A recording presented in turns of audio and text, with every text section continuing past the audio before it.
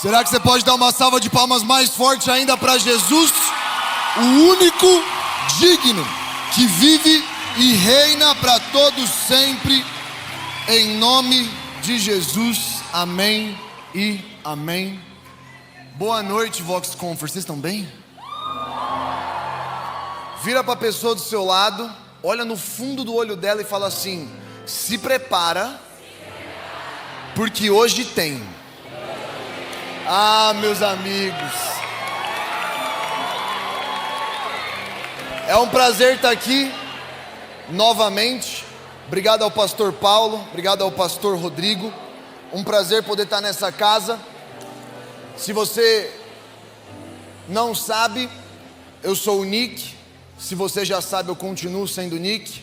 Eu sou casado com a mulher mais linda do mundo, cheirosa, ungida, que pinga óleo, que não pôde estar aqui. Infelizmente eu estou na companhia do Alexandre, que nunca vai ser tão legal quanto ela. Mas a Bruna mandou um grande beijo para vocês. E eu também mando um abraço no nome do pastor Theo e da pastora Júnia Hayashi. Eu tenho o prazer de liderar o marketing e a comunicação do movimento Dunamis e também cuidar dos adolescentes na Zion Church. Cuidar da galerinha de 15, 16 e 17 anos, os nossos amados adolescentes. Eu quero te convidar a abrir a sua Bíblia em Marcos, no capítulo 14. Se você gosta de fazer anotações, o tema da palavra de hoje é uma vida que vale a pena ser vivida. E quando eu ouvi o tema da conferência, que era obsessão, meu coração foi movido e eu falei: hoje eu quero sair daqui carregado. Eu quero sair daqui tão apaixonado por Jesus que o carpete vai ficar molhado. Porque do que vale a gente se enfiar num salão em pleno carnaval, se não for para adorar com mais intensidade do que qualquer pessoa lá fora? Eu sei que não é uma competição, mas um lado meu fala assim: eu me recuso a ter gente que está das 8 da manhã até as 3 da manhã pulando bloquinho, e eu não estar obcecado por encontrar o amado da minha vida e ver ele face a face essa noite. Se você abrir o Marcos no capítulo de número 14, verso de número 3, eu quero ler só os primeiros versos e a gente vai orar. E estando ele em Betânia, assentado à mesa em casa de Simão, o leproso, veio uma mulher que trazia um vaso de alabastro, com um unguento de nardo puro, de muito preço, e quebrando o vaso, lhe derramou sobre a cabeça. E alguns, ouvindo em si mesmos, se indignaram, e disseram: para que se fez esse desperdício de unguento? Verso de número 5: porque podia vender-se por mais de 300 denários e dar-lhes aos pobres. E murmuravam contra ela. Verso de número 6: Jesus porém disse: deixa, porque a molestais, ela fez-me uma boa obra. Se você puder fechar os seus olhos. Senhor, nós queremos que a sua palavra hoje não seja apenas o que nós estamos lendo, mas seja a revelação viva, água que flui como um rio, que separe, Senhor, o corpo e o espírito, que não haja, Senhor, nada de nós que não seja abalado pela sua santa palavra. Senhor, hoje nos dá uma dose de amor, uma dose de paixão. Coloca os nossos olhos no lugar certo. Espírito Santo, nós te damos liberdade nesse salão. Aumenta a sua presença enquanto nós lemos a sua palavra. Nos leva para um lugar de profunda devoção. Essa noite nos apaixona mais por quem o Senhor é. Em nome de Jesus, amém. Eu acho que você já leu sobre essa passagem da mulher. Inclusive, é uma passagem que aparece nos 4 evangelhos. de maneiras diferentes, como 3 encontros distintos. Em primeiro aparece em Lucas no capítulo 7, o segundo encontro vai se dar em João no capítulo 11 e no capítulo 12, e o terceiro relato está agora em Marcos no capítulo 14, e ele também é espelhado em Mateus no capítulo 26. E isso não é algo comum. Uma história ser retratada pelos 4 evangelhos claramente mostra uma importância sublime dela.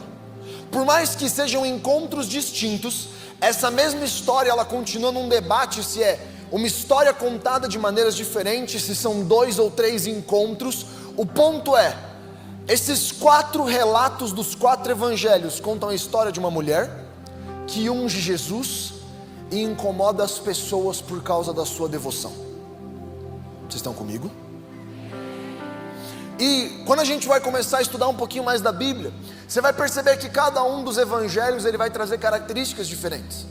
Lucas não é alguém que viveu com Jesus. Lucas, ele pode ser chamado de historiador ou teólogo daquele momento, também é o ator de Atos, e ele claramente escreve essa história para conseguir fazer uma prova textual, para apresentar o evangelho junto com os apóstolos, para pessoas que não tinham conhecido ou duvidavam daquela história. Então ele é bem detalhista, ele é mais completo, ele é abrangente, ele cobre todas as pontas, enquanto Mateus, não o Mateus do The Chosen que você assistiu, que é estranho, não sei porquê, mas Mateus não tem garantia nenhuma de que Mateus era daquele jeito.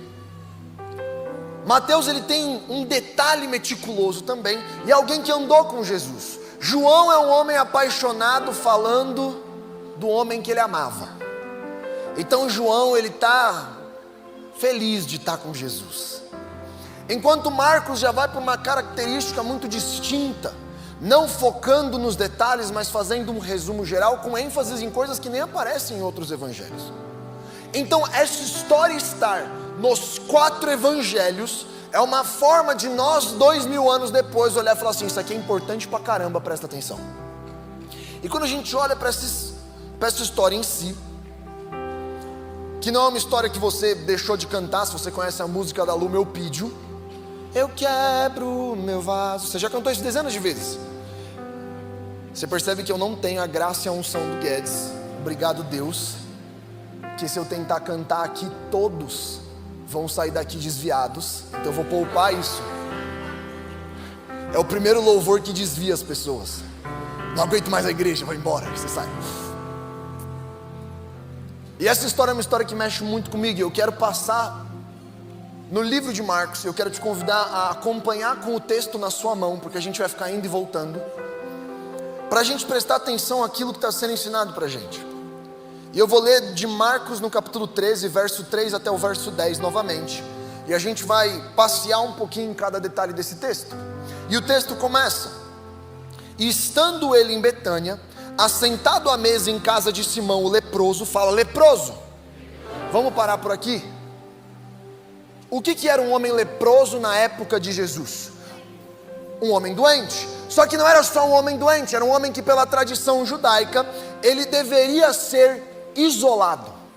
Se você for ler o relato de Levítico no capítulo 13, no verso 46, você não precisa abrir, mas tem um comentário do John Gills, que ele fala: todos os leprosos deveriam ser separados da comunidade de Israel, sem acesso a nenhum dos seus círculos de rito, aos sacrifícios, nem à comunhão com os santos. A tradição judaica afirma que os leprosos ficavam em colônias separadas, fora da cidade, e não podiam se misturar com os seus saudáveis. Eles eram proibidos de entrar nos portões da cidade e deveriam alertar qualquer pessoa que se aproximasse. Tanto que quando Jesus vai orar pelos 10 leprosos, você vai ver que no relato, eles ficam distantes de Jesus. E você estar perto de um leproso já é um absurdo na perspectiva judaica. Não apenas por ele ser judeu, doente, mas por todos os contextos ritualísticos que estavam presentes no Pentateuco. Só que Jesus não está perto de um homem leproso, ele foi na casa do leproso. E se aquele leproso tinha uma casa, ela estava num bairro de leproso. Então não é que Jesus está na casa de alguém que ele não pode estar perto, ele está num lugar que o simples fato de você passar lá perto já era um absurdo. E Jesus está na casa desse homem, uma casa que ninguém quer ir, com uma pessoa que ninguém quer ver. E quando você pega esse contexto, você tem que ler o próximo verso, que fala o seguinte, a próxima frase do verso de número 3, vai falar, e veio uma mulher, que trazia um vaso de alabastro, com um unguento de nardo puro, fala puro. Eu não sei você, mas as meninas vão me entender, já tentou trocar um galão de água? Você conhece o desespero? Que você fura o galão e tem 15 segundos da sua vida que seu coração vai para 170 e você fica assim, ó. Porque naquele momento você vira o galão e a água sai para lá e você está num tsunami, de repente tem uma baleia e o galão é pesado, aí você fica tentando virar ele, aí não encaixa e molha a cozinha inteira. Você sabe o que eu estou falando? Tem algumas pessoas que claramente nunca trocaram um galão. Elas estão assim, ó. Minha casa é filtrada e é bom na fonte. Agora imagina se trocar o galão é difícil. Eu preciso que você imagine uma mulher carregando esse galão. Só que pera, se a casa do leproso era uma casa afastada, essa casa é perto ou longe? Agora imagina essa mulher carregando esse galão, atravessando a cidade inteira para ir para um lugar que ela nem poderia ir. Se você for parar para prestar atenção na descrição do que seria um nardo, no outro relato que a gente vai ler mais para frente de João, vai falar que Maria, que é Maria de Betânia, leva para Jesus uma litra, que basicamente são 300 gramas, 300 ml de nardo. Um vaso de alabastro, que seria um vaso de barro, também é pesado. Combinando os dois, você tem mais ou menos 1,2 kg. Você consegue imaginar a cena da mulher carregando um negócio assim, ó? Só que ela não está carregando algo barato, ela está carregando algo caro, fala alto preço. Se você continuar o verso, especificamente, no verso de número 5 vai falar, porque poderiam vender por mais de 300 dinheiros ou denários e dá-los aos pobres. Um denário era proporcional a um dia de trabalho. 300 denários seriam proporcionais a 300 dias de trabalho. Pensando que você não trabalha ao sábado, pensando que você não trabalha em alguns feriados e outros dias especiais, é garantido que 300 denários comportam um ano inteiro de trabalho. Aquela mulher não está apenas levando algo bom, ela está levando algo proporcional a um ano de trabalho. Só que eu quero cutucar você um pouquinho mais. Meu irmão, na época de Jesus, mulher trabalhava?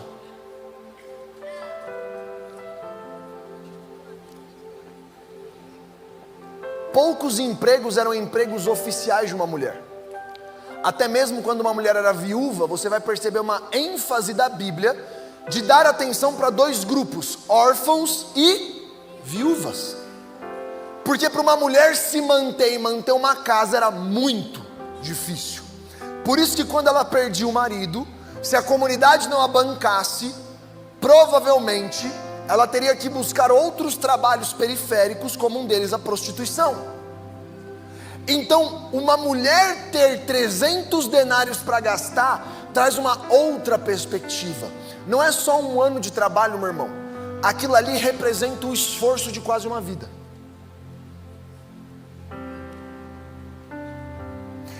Agora eu preciso que você imagine a cena.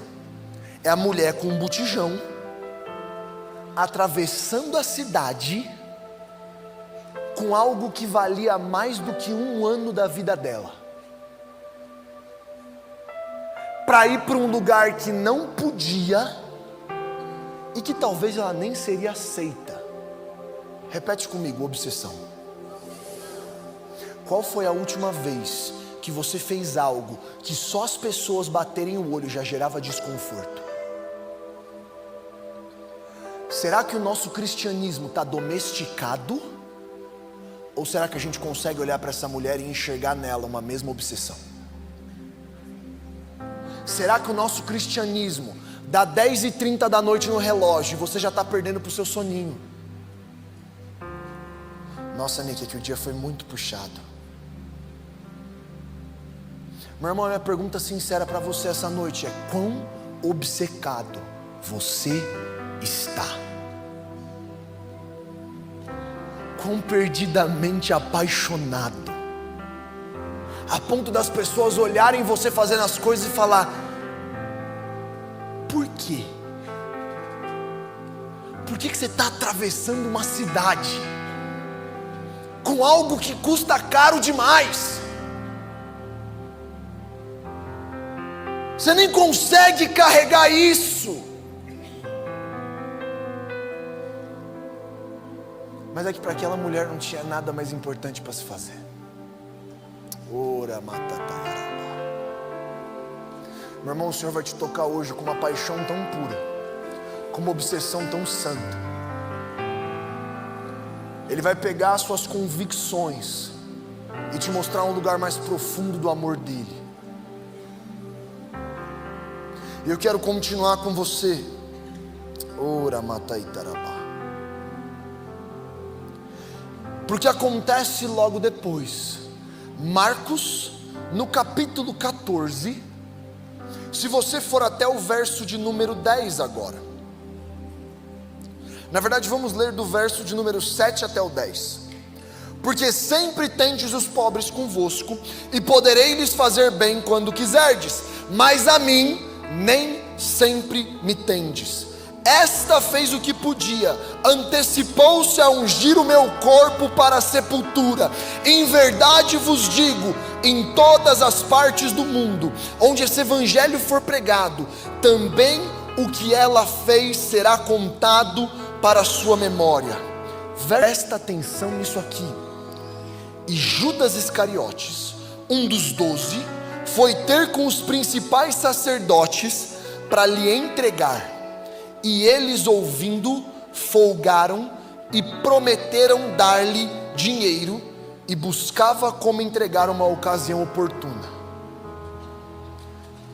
O texto está colocando duas pessoas em apresentação para você. E a minha proposta essa noite é você olhar para essas duas figuras e decidir você mesmo quem você quer ser. A primeira é a mulher. Uma mulher que estava tentando encontrar a vida, estava tentando gastar.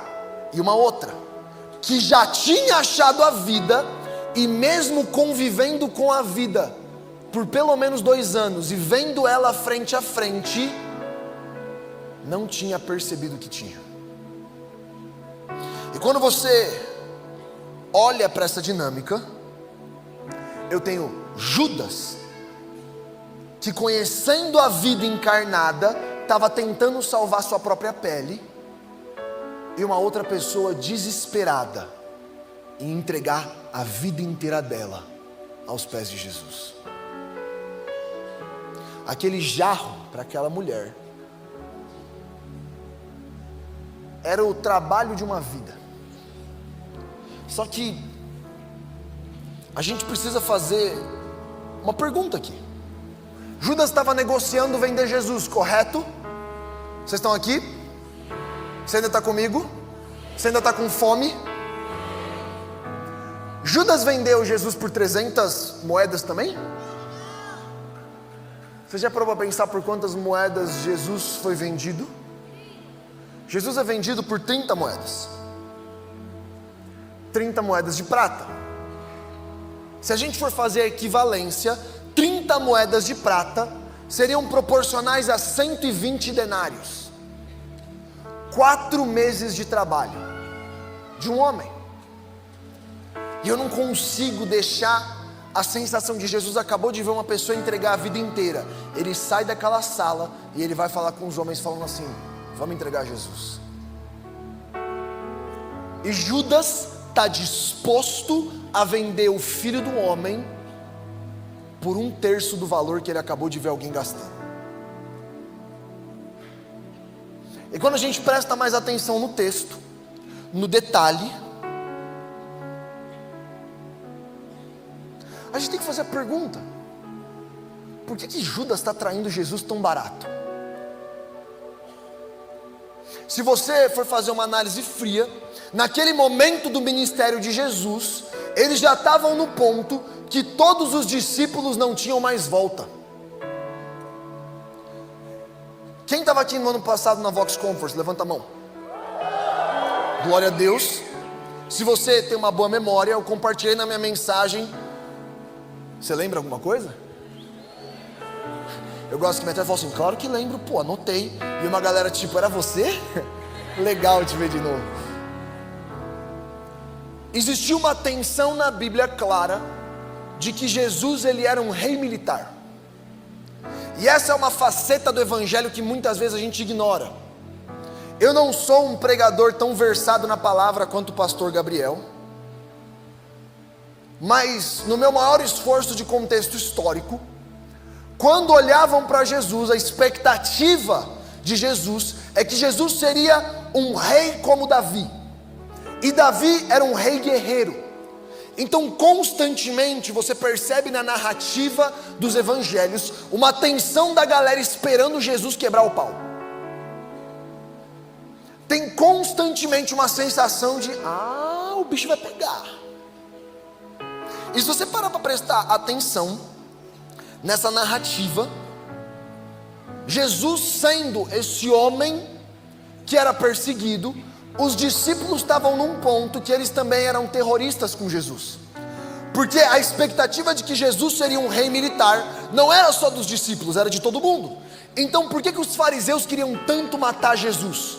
Porque eles achavam que Jesus ia instaurar um novo governo, e é esse argumento que eles usam contra os romanos. Roma, mano, controla esse cara, velho, ele vai passar peixeira em todo mundo. E a crise de Pôncio Pilatos, quando você vai ler o texto com atenção, é que ele olha para Jesus e fala: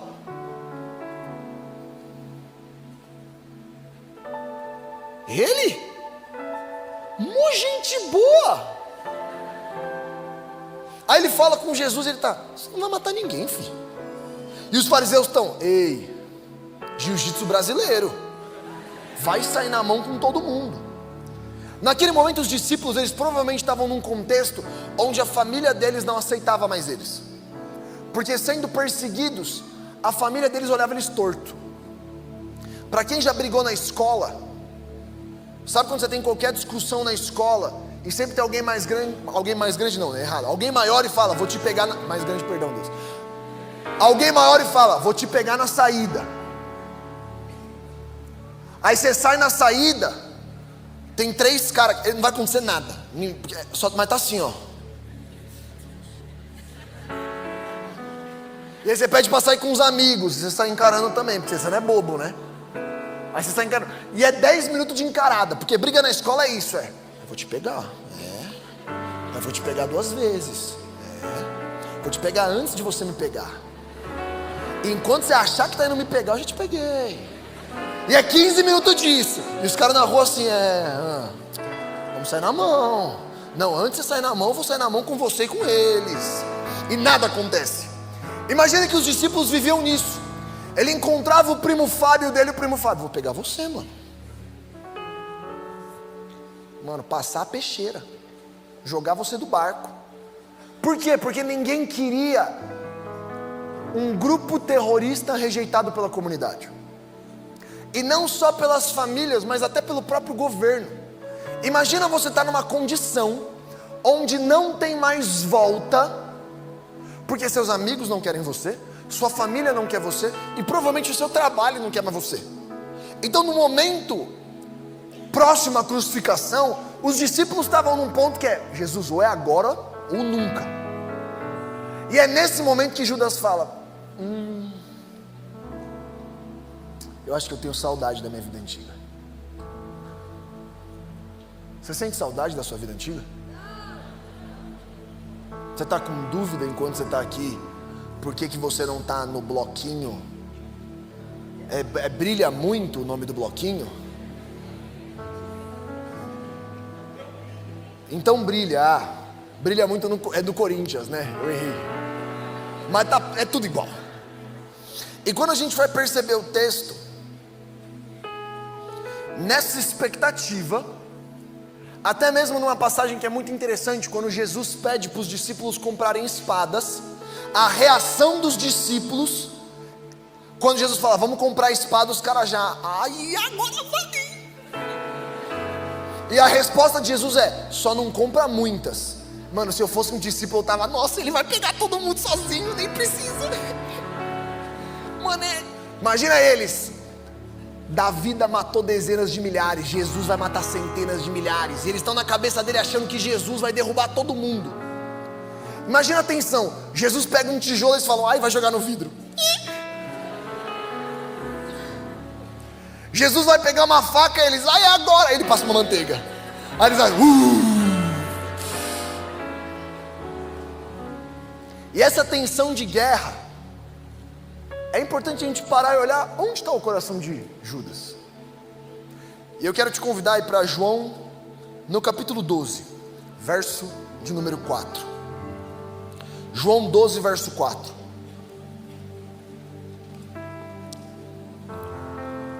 Quem achou, fala achei.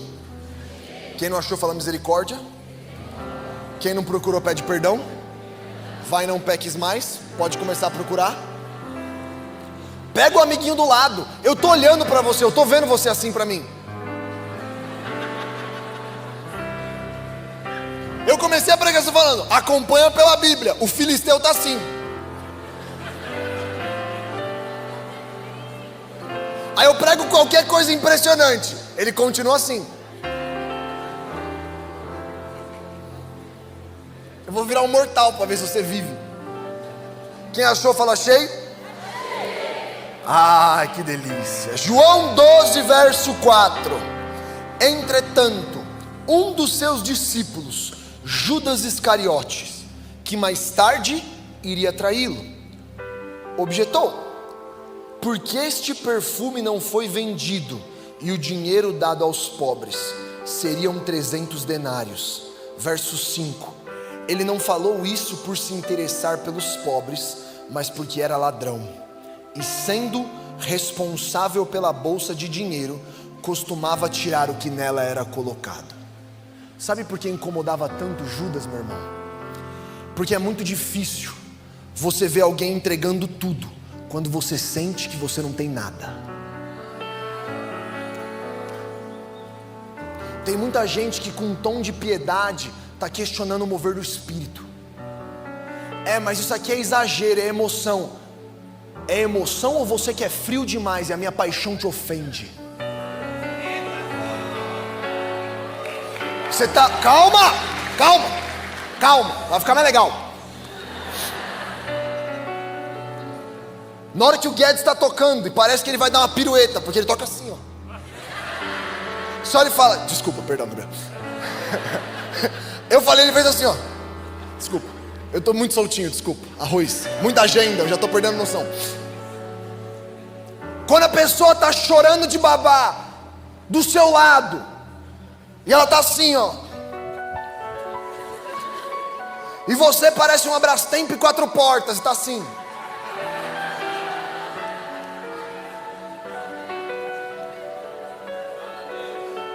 E ainda quando é o salva de palmas a Jesus é assim, ó. Não bota nem para cima o braço. Te incomoda os adolescentes gritando aqui na frente?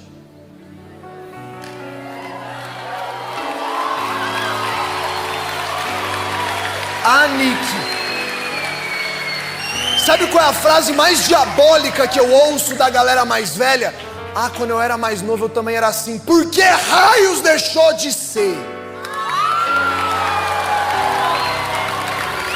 Então quer dizer que a maturidade e a sabedoria fazem você ser mais frio Ou a maturidade e a sabedoria deveriam te fazer mais maduro e apaixonado? Ah, Nick, é que isso aí é coisa de jovem. Meu irmão, por isso que a Bíblia fala para a gente ser como criança. Tem um lugar na profundidade de Deus que, se você não estiver disposto a perder a sua dignidade, você nunca vai conhecer.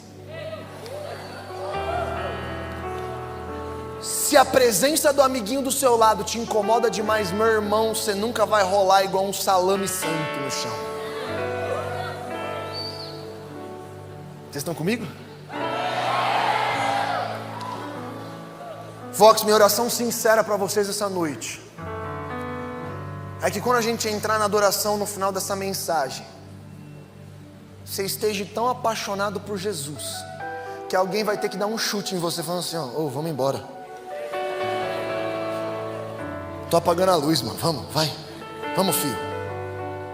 3 horas já, vai, vamos. E você nem sente, você tá Oriamatu. Mano, eu não sei se você já ficou tão louco na presença de Deus que podiam estar soltando um rojão do seu lado e você não sabe de mais nada, você só conhece o noivo. Calma, vai ficar mais legal. Tem 2 tipos de pessoa na sala. Qual delas você é? A que está desesperada para salvar sua própria vida? Ou a que está desesperada para entregar?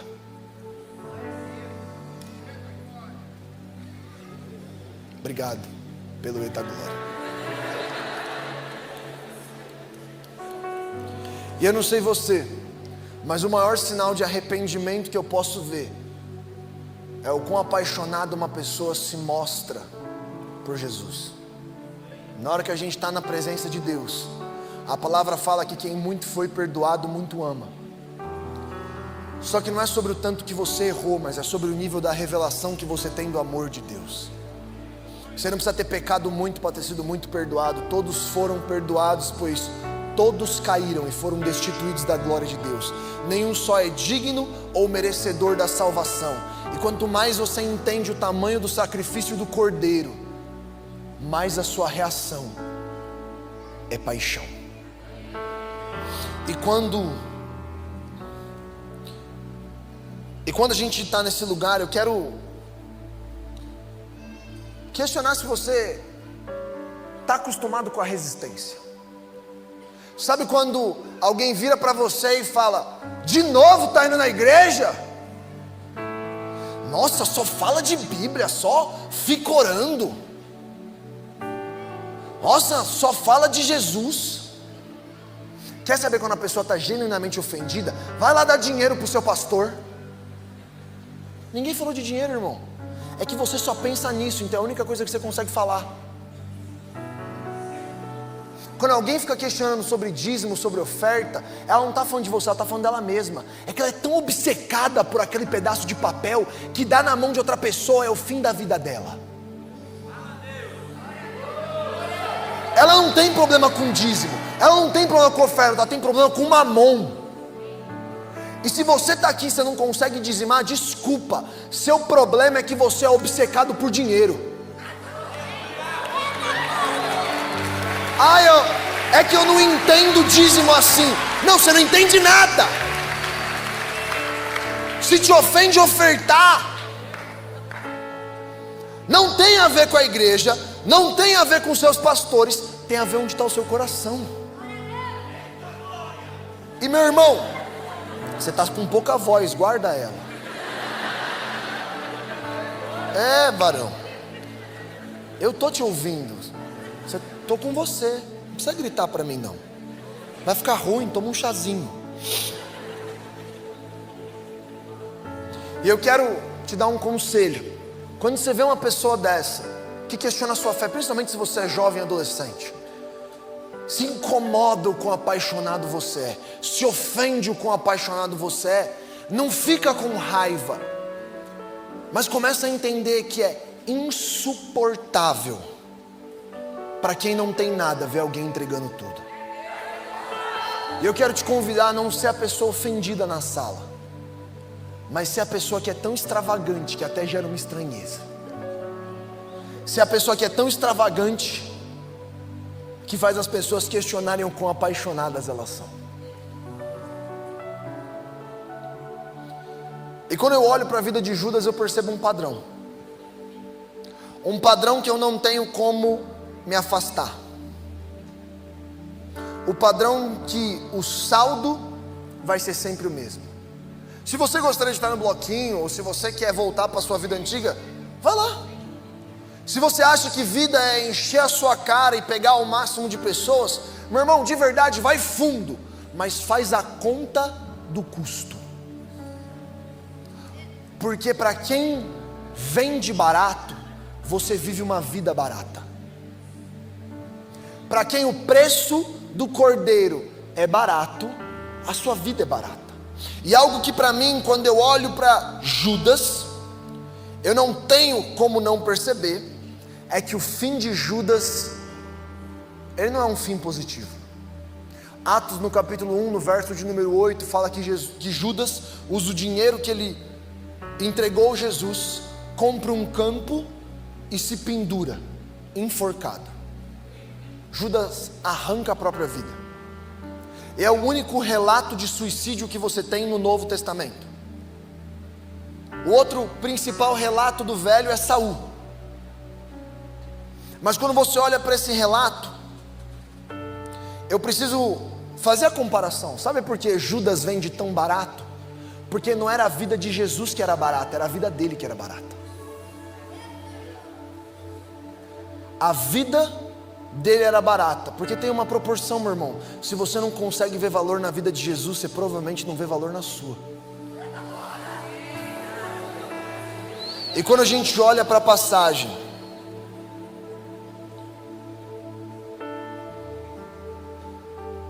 de Judas em Marcos no capítulo 14, a minha pergunta é: por que a gente continua vendendo tão barato? Por que a gente vende tão barato o sacrifício do cordeiro quando a gente chega em casa e abre a aba anônima do nosso computador?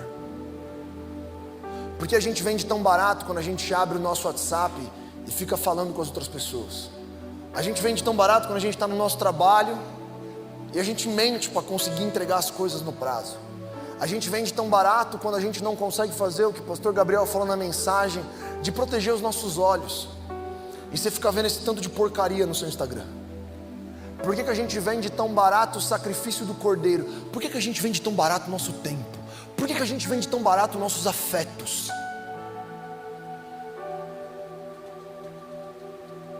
E meu irmão, tem uma piada de mau gosto no sacrifício e na história de Judas. Judas vende Jesus por 30 moedas de prata.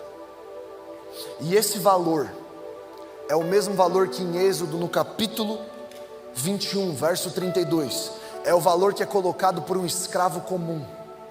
Jesus é vendido pelo mesmo preço de um escravo. E essa é uma tentativa do diabo de fazer uma chacota com Jesus. Mas logo depois veio o truco. Porque é na vida de Jesus que todos os escravos do mundo são comprados. E a história de Cristo é: tá tudo bem, eu me vendo como escravo, porque eu sei que o meu preço compra todos os outros que estão em escravidão. Como Gálatas no capítulo 5, no verso de número 1. Pois fostes libertos do jugo de escravidão, para não cair em um novo jugo. Meu irmão,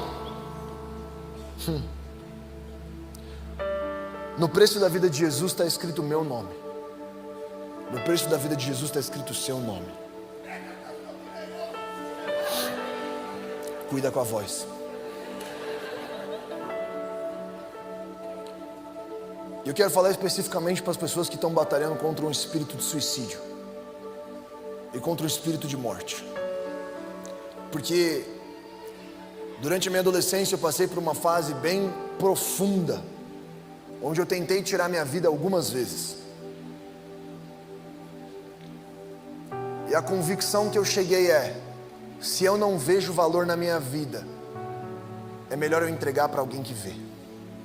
Se eu não vejo valor, eu acho que minha vida não tem sentido, eu posso entregar ela para o sacrifício de Jesus. Se você acha que não vale nada, tá tudo bem. Tem alguém que já morreu na cruz para provar que vale. Entrega para Ele. A pergunta que eu quero te fazer essa noite é: você está vivendo para quem? Você está tentando salvar sua própria pele? Ganhar seu carro bom? Construir sua casa maneira? Sobreviver a mais uma semana? Ou você está profundamente desesperado para entregar tudo? Para entregar aquilo que vale mais: o seu tempo, os seus talentos, o seu tesouro. Vox, quão obcecado você está por Jesus essa noite? Quanto vale cada lágrima, cada choro? Porque eu acredito numa geração que ela está tão obcecada por Jesus que ela não tem como olhar para nada mais, que canta as músicas de paixão não da boca para fora, mas quando a gente canta: uma vez que eu coloquei os meus olhos em Ti, nada mais. Vox, BH não precisa de mais um crente legal. Ela precisa de filhos apaixonados e obcecados pelo Pai. Eu quero te convidar a ficar de pé.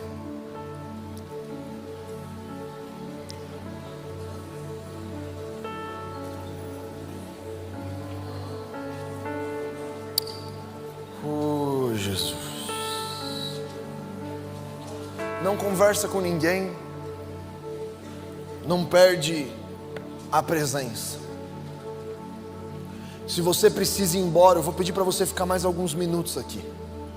Eu sei que já está tarde, mas eu te garanto que aquilo que Deus tem para fazer aqui é muito precioso. E eu quero te convidar a fechar seus olhos. Não porque eu estou pedindo, mas que tem um encontro marcado aqui agora.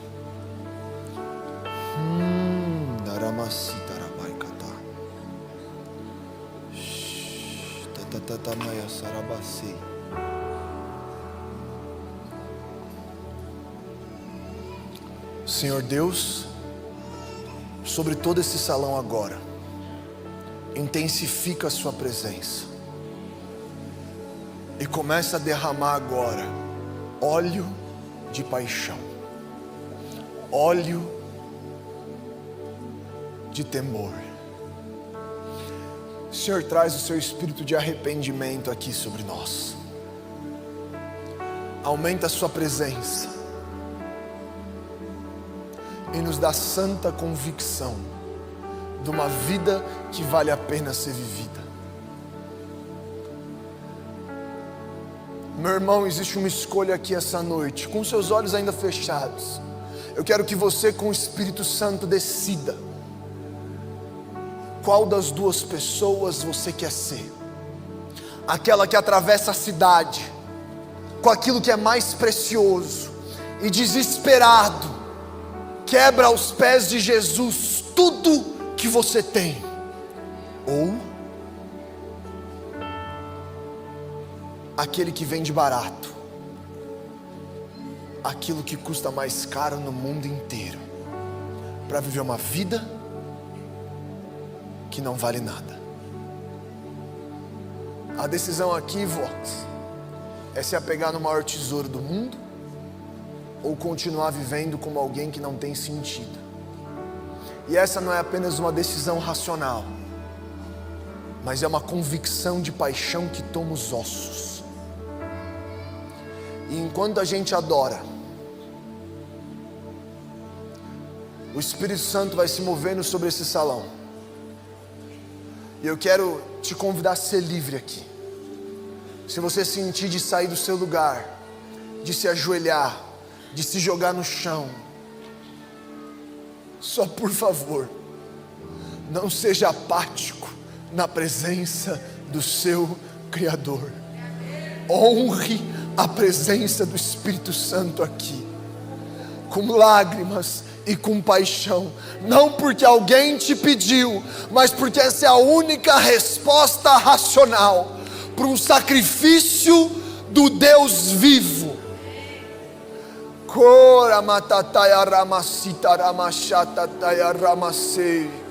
Espírito Santo de Deus,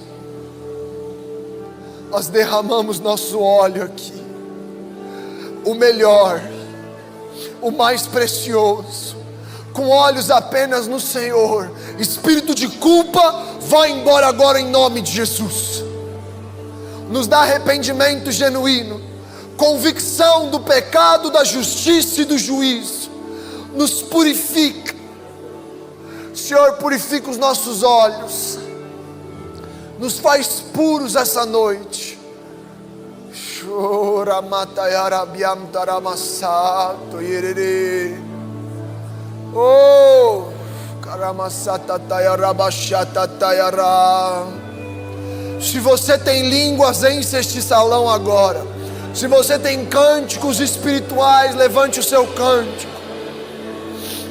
Essa noite, sobre a central, existe um altar de adoração, despojando os principados e os dominadores do ar que estão sobre essa cidade, passeando no carnaval, celebrando a festa da carne, mas nós estamos embriagados do Espírito, na festa de Pentecostes, com olhos apenas para o nosso noivo. Levante a sua voz agora, Vox, e com a sua melhor adoração, derrame o óleo ao Senhor.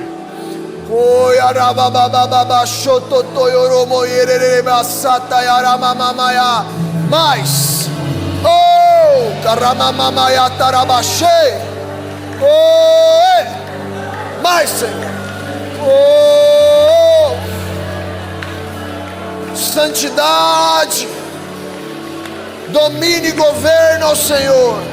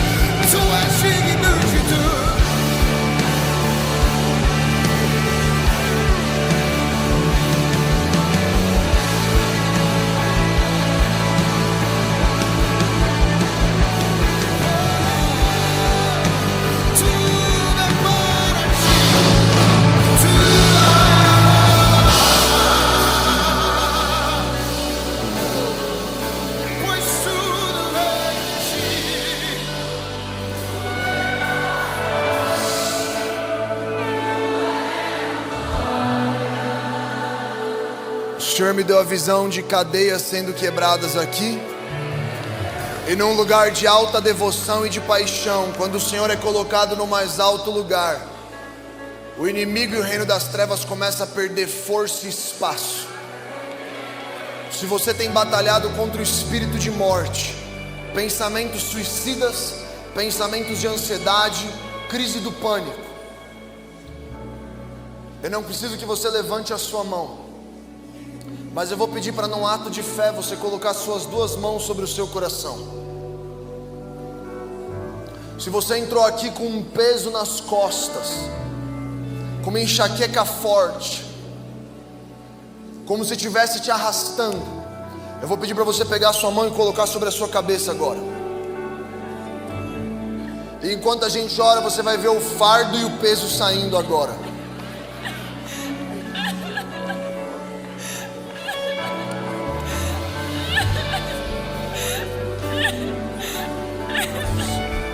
Senhor Deus, pela autoridade do seu nome, do seu santo servo Jesus, nós comandamos agora cadeias quebradas, grilhões quebrados. Toda autoridade no nome de Jesus toca o corpo físico. Toda enxaqueca e cadeias na mente quebradas agora pela autoridade do nome de Jesus. Peso e opressão removidos agora em nome de Jesus. Espírito de ansiedade, espírito de medo, nós te amarramos e te mandamos embora agora pela autoridade do nome de Jesus. Espírito de morte, nós te damos um comando agora pela autoridade do nome de Jesus. Vá embora. E pela autoridade do mesmo nome, nós comandamos vida, vida, vida.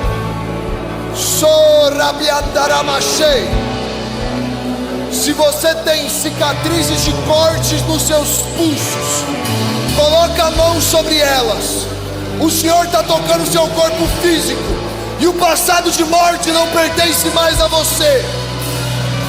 Pela autoridade do nome de Jesus, toda marca e mancha suma agora. Cicatrizes de cortes sumam agora pela autoridade do nome de Jesus.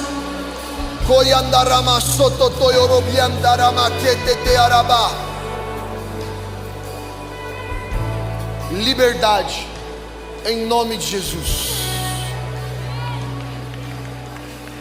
E nessa atmosfera, se o Senhor está derramando sobre você, continua recebendo.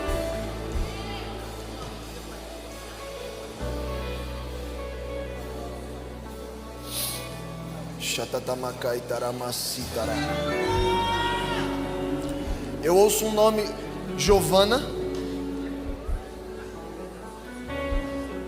Você especificamente é uma menina, obviamente, mas você é nova.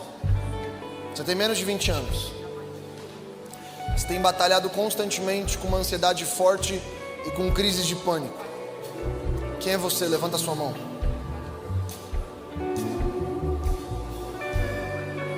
Cadê você?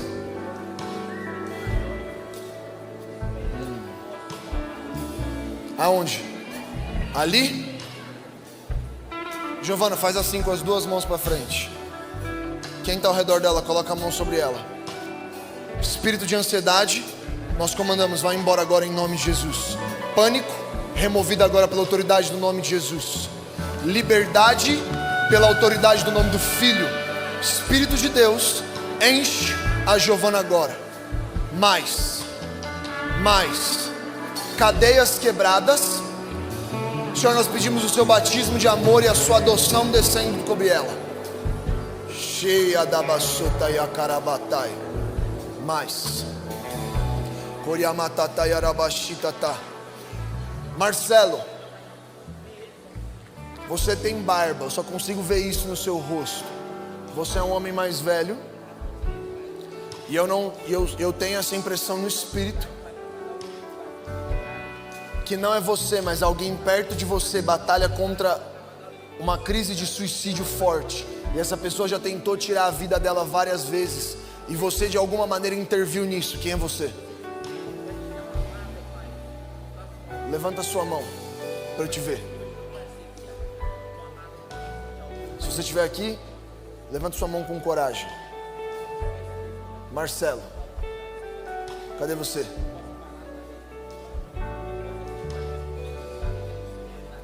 Eu sei que você está aqui.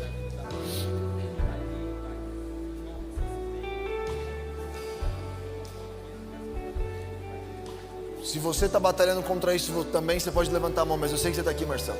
Cadê você?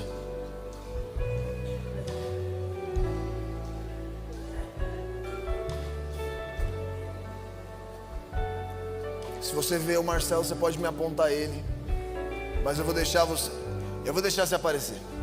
Quase caí. E antes da gente encerrar isso aqui,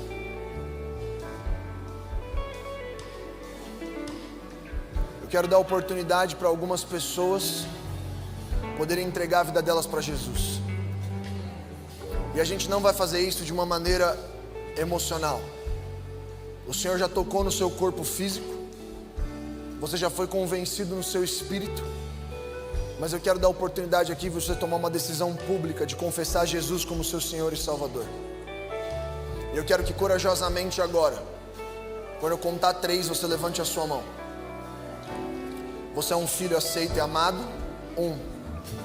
Você foi perdoado dos seus pecados. 2. Você faz parte de uma família espiritual a partir do momento que você reconhece Jesus. Levanta a sua mão. 3. Cadê você? Ali, glórias a Deus. Levanta alto a sua mão, para todo mundo te ver, sem vergonha. Amém? Amém. Se você está perto de uma dessas pessoas, vai até elas. Se você viu uma dessas pessoas levantando a mão, só vou pedir para você ir em direção a elas. E a gente vai receber elas com oração. Eu só quero garantir que você conduz ela para algum dos líderes da casa poder receber ela. Eu vou arriscar de novo. Marcelo, eu não vou largar o osso. Eu vi muito forte 2 mulheres com você. Eu vi você no meio e 2 mulheres, uma na esquerda e na sua direita.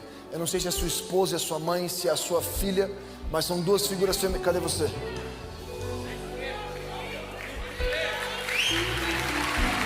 Que demora para aparecer, Marcelo, pelo amor de Deus. Tá ali. Nossa, você usa óculos, eu sabia. Caramba. Marcelo, estende suas 2 mãos para frente assim. Marcelo, eu vi o Senhor te dando 2 chaves enquanto a gente orava. E eu vi o Senhor te dando uma unção de libertação e cura. Eu sinto fortemente no Espírito que as pessoas ao seu redor, elas têm parecido atribuladas, mas porque o Senhor atrai essas pessoas para você, como se elas precisassem de uma resposta. E o Senhor te deu uma graça e um favor pastoral, uma graça e um favor de libertação como dom profético, mas uma graça e um favor pastoral para cuidar e discipular dessas pessoas. Senhor, nós abençoamos o Marcelo agora na condição de filho. Nós pedimos a sua unção cobrindo ele da ponta da cabeça até a ponta dos pés. Senhor Deus, eu peço agora por favor do Senhor sobre ele, como um homem que é capaz de conduzir em graça e em liberdade aqueles que estão passando por momentos de tribulação. Traz agora, Senhor, direção profética sobre ele. Aumenta a sensibilidade espiritual e o dom de discernimento de espíritos. Agora enche ele em nome de Jesus. Mais.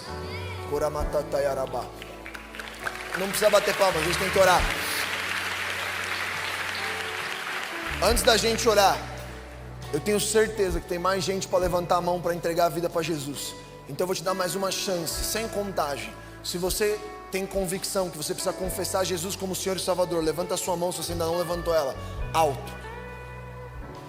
Pode levantar. Cadê? Aonde? Ali. Tem mais. Com coragem. Não segura, vamos. Eu não largo o osso. Aqui, mais um. Tem mais um, cadê? Ali. Coloca a mão sobre ele. Eu vou pedir para todos levantarem as mãos. E a gente vai agradecer por aquilo que o Senhor fez. Obrigado, Senhor, pela sua bondade e pela sua misericórdia. Obrigado por falar como um Deus audível. Como a sua palavra diz em 1 Coríntios, no capítulo 12, no verso de número 2, nós não servimos a deuses falsos e mudos, mas nós cremos que o Senhor é um Deus que fala conosco. Continua derramando paixão, obsessão, nos faz sensíveis à sua voz. Espírito Santo de Deus, nos ajuda a não ser uma geração apática, mas ser uma geração apaixonada, convicta do seu Espírito. Senhor, nós recebemos cada um desses nossos irmãos, nós pedimos agora pelo seu sangue cobrindo eles, o espírito de arrependimento sobre eles. Escreve o nome deles no livro da vida e lembra deles quando o Senhor subir aos céus. Dê a sua melhor salva de palmas para Jesus.